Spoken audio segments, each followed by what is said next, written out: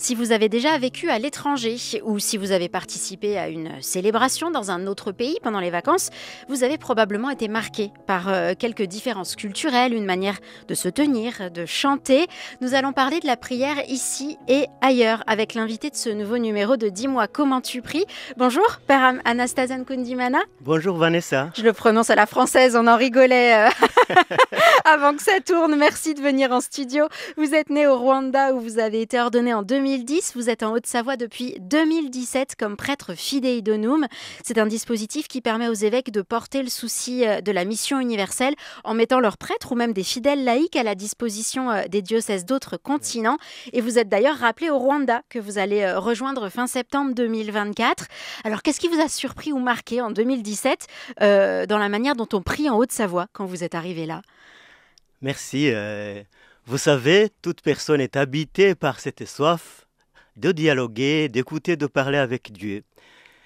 Ici, ce qui m'a beaucoup marqué, c'est cette prière autour de la parole de Dieu. Les gens se mettent en petits groupes, ils s'écoutent mutuellement dans le respect et puis ils partagent le ressenti de la parole de Dieu. Et ça m'a beaucoup touché parce que vous savez, chez nous, c'est chaud, c'est la danse, c'est la joie exprimée. Mais cette prière silencieuse m'a beaucoup touché. Et on voit que ces personnes, leur vie est transformée. La prière devient profonde et l'attention à l'autre est développée. C'est une expérience du coup que vous avez fait pour la première fois ici ou vous l'aviez déjà faite chez vous d'une autre manière? Oui, je l'avais fait, mais d'une autre manière. Donc ici, c'est vraiment plus centré sur le silence et le recueillement, l'intériorité. J'imagine peut-être aussi que dans la manière dont les communautés chrétiennes vivent, là aussi, il y a eu des surprises, des adaptations. Non, ça va.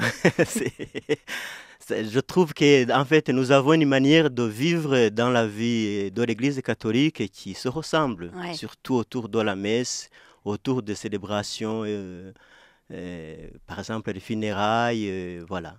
On en reparlera de la messe, tiens, mais d'abord, un petit point sur une prière en particulier. Vous participez à animer l'école d'oraison qui est mise en place chaque année au moment du carême par les équipes Notre-Dame. Qu'est-ce qui vous touche dans cette prière-là?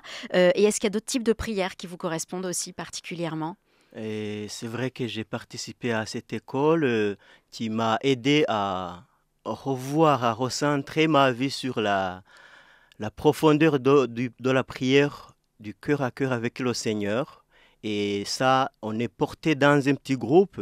Alors, ce qui m'a beaucoup aidé, touché, accompagné ma mission, c'est cette présence de Jésus dans le fond de mon cœur que je dois redécouvrir à chaque fois que je me mets en sa présence. Voilà. Et puis d'autres types de prières qui alimentent ma foi et qui accompagnent ma mission, je dirais l'adoration du Saint-Sacrement de l'Eucharistie. Prendre du temps seul devant le Seigneur. Et puis d'autres prières qui m'a même, qui m'a même aidé à découvrir ma vocation comme prêtre, c'est la prière de louange en groupe. Heureusement, récemment dans notre paroisse Sainte-Thérèse, il y a un groupe de prière sous forme de renouveau charismatique. Et là, c'est la prière de louange. Louer le Seigneur pour tout ce qu'il est et reconnaître sa main dans ma vie de foi, dans ma vie de mission de prêtre. Et danser, évidemment. On sent toute une diversité du coup. Est-ce que vous vous êtes senti évoluer aussi au fil des ans, sans forcément que ça ait un lien avec le fait d'être ici? Bon, vous savez, on ne peut pas évaluer sa prière, mais je me sens quand même grandi dans la foi. C'est ça, dans la foi, dans la rencontre avec le Seigneur, avec les autres, voilà. Je me sens vraiment grandi. On a eu autour de ce micro sur le thème de la prière des laïcs, des consacrés, des diacres, mais pas encore de prêtres. Alors j'en profite.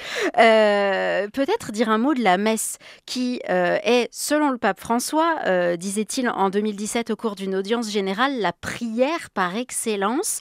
Est-ce que vous arrivez à en profiter pleinement quand vous la célébrez? Ah, merci, là, vous touchez au cœur même de la vocation à la prêtrise, la messe. La messe, c'est la prière par excellence parce que quand nous célébrons la messe, nous célébrons l'événement de notre foi, l'événement central de notre foi et de notre salut, le Christ qui se donne, la mort et la résurrection de Jésus. Aussi, la messe, nous prions pour toutes les catégories des gens, les vivants et les morts. Alors moi, j'en profite personnellement comme prêtre en 3 moments. D'abord en la préparant, la préparation, la lecture et la méditation de la parole de Dieu, du texte qui nous est proposé, d'abord pour moi et aussi pour la communauté envers laquelle je suis envoyé. Et deuxièmement, quand je célèbre la messe au nom du Christ pour faire mémoire de cet événement du salut.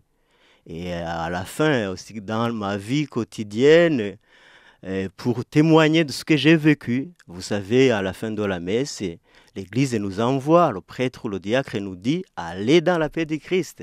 Donc, c'est-à-dire que j'apporte aux autres le Christ qui m'a nourri dans la parole, dans l'Eucharistie. Voilà.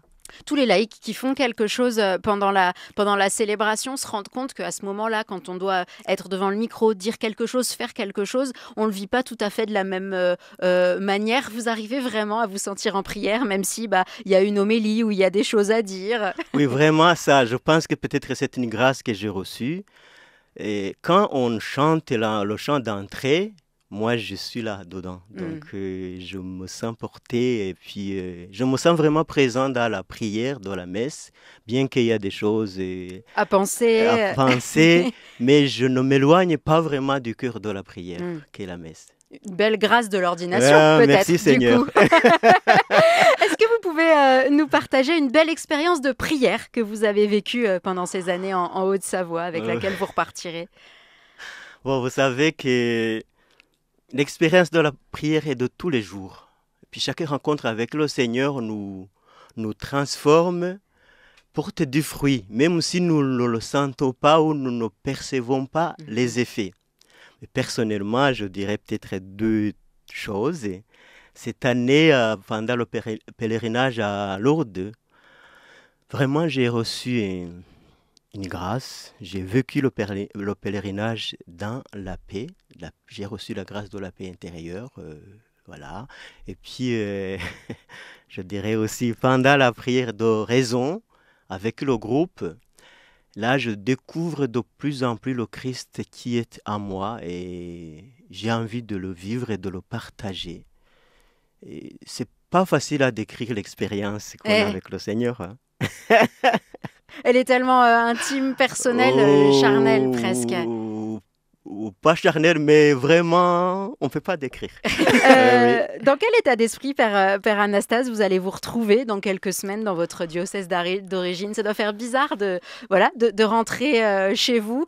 Vous y êtes allé peut-être par petits bouts pour des voyages, mais c'est pas pareil de se dire que vous allez reprendre un ministère là-bas, dont vous ne savez pas encore ce que c'est d'ailleurs. Oui. Je dirais que je suis habité par deux attitudes. D'abord, la gratitude.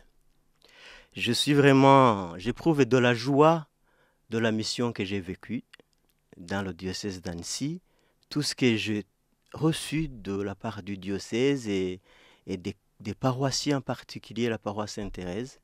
Je suis vraiment dans la reconnaissance, dans la gratitude.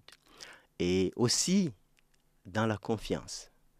Dans la confiance parce que, comme Jésus nous l'a dit, je suis toujours avec vous jusqu'à la fin des temps. Moi, j'ai toujours fait confiance dans les grâces du moment. Et ça marche toujours. Ça, c'est un petit truc qu'on peut prendre du Père Anastase avant son départ. Faites confiance D'ailleurs, c'est pas vous vraiment qui avez demandé ni à arriver, ni à repartir. Hein. Non, j'ai dit oui lors de mon ordination. J'ai fait le vœu d'obéissance à mon évêque. Du coup, je suis disponible pour l'Église. Eh ben, on vous remercie beaucoup pour ce partage, Père Anastase. Beaux derniers mois, belle dernière semaine en Haute-Savoie et bon retour chez vous. Merci beaucoup.